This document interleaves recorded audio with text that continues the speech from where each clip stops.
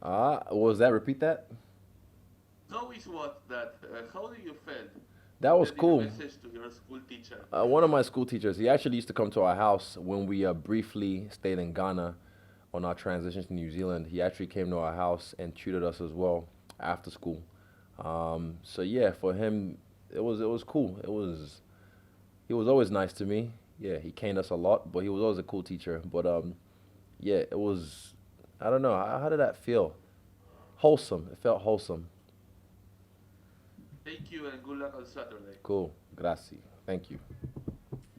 And we'll take our final questions from Aleister Bishop. Your line is open. Izzy, how are you, sir? I'm very well. How are you?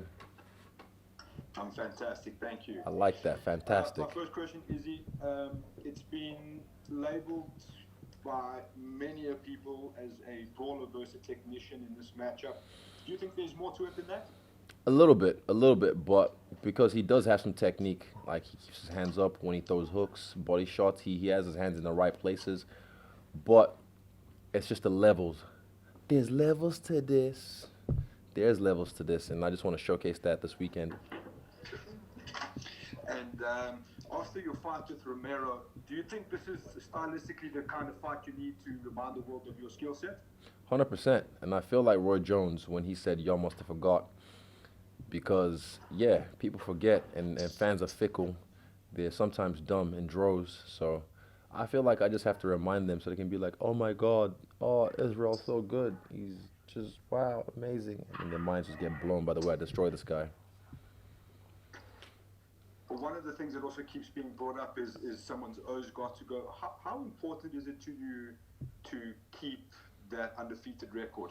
That's like the same thing with the whole title. Like I've said since the jump, that the title is just a fancy tiara. I just get to grab it along the way on my journey to greatness. So same thing with the being undefeated. It's never really been a thing like, oh, I've got to protect it and keep it and it's my precious. Nah, it's just like a ring. It's a fucking O. I don't really care about it, but what I care about is whooping ass, and I'm very good at doing that. One of the things we've seen in the last couple of years in the UFC is the massive surge of African fighters. Mm. What do you attribute that to? Do you think there's a work ethic hidden behind there, or what would you say? Man, African women might be the hardest workers on the planet. If I'm being honest with you, I've seen mothers with a baby on their front and on their back carrying a big uh like tray of plantains on their neck all day in the blazing heat, and that's just one person. And I've seen that work ethic through my people, through my parents. So yeah, it is passed down through us. When it like I was not the best. I'm the runt of my people, if I'm being honest. So I wasn't always the hardest worker, but it's in me. It's in my DNA because I'm bred from that, from my parents, like I said. So yeah, when I know when it's time to work, I work. But like I said, I'm the runt of my people, even physically. Like I'm not a specimen, the pick of the litter. So I've been back home last year and I saw people just rolling in the ghetto, and they probably don't have the best nutritions, but they're bodied up, 15 years old, bodied up, you know. So I like the fact that Nigeria especially is getting privy to MMA because I'm telling you, man, it's game over. Like 50 Cent did when he dropped in the club for the rap game. It's game over when Nigerians start taking over again. I remember a while back, being from South Africa, you mentioned there was a time where you were in talks with the EFC here locally to possibly fight in South Africa. Yeah. Do you see that in your career, in your future, to headline inside, or it's not say, let's say Africa, headline a UFC card in Africa before you're done with your career? Yeah, definitely. I feel like honestly, I'd love it to be in Nigeria, and that would be a dream. Someone asked me that question today. That would be a dream destination to fight in because I can just imagine the place erupting, a whole stadium just going crazy of me knocking someone out or submitting someone.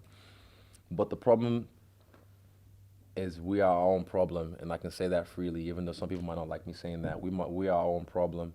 There's a lot of red tape in Nigeria, and sometimes a little bit of corruption, which is getting cleaned up, but we are our own problem. So I feel like South Africa might still has its own problems as every country in the world does.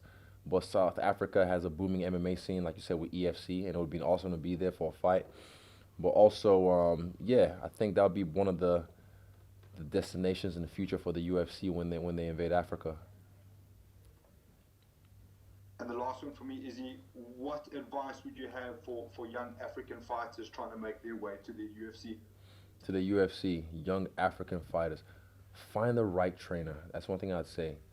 Like, find the right trainer. It's not about getting hit and hitting the other guy back. It's not about how hard you can hit or how tough you are. Those are all great attributes. But finding the right trainer, because I had that in my own career when I was living in Wanganui. My first trainer, I realized he just wanted me to do Muay Thai, and I wanted to do MMA. He didn't even like me doing my first MMA fight. And I realized that he tried to shape me to fight like him, his style. And I knew early on that this was not the guy to take me to where I need to go. So I went out and I seek the right trainer, and I'm blessed that I found Eugene Behrman. So I tell them it'll be hard right now because it's a young sport in Africa in general. But I'd say just seek the knowledge. The internet's your friend. YouTube is your friend. Tutorials, DVDs, a lot of people have them, but finding the right trainer who cares about technique rather than just toughness. Yeah. Fantastic. Thank you, sir. Best of luck. And Africa is behind you. What kind next year? Thank you, sir. All right, thank you very much, Israel. You're all set. Yes. What a day.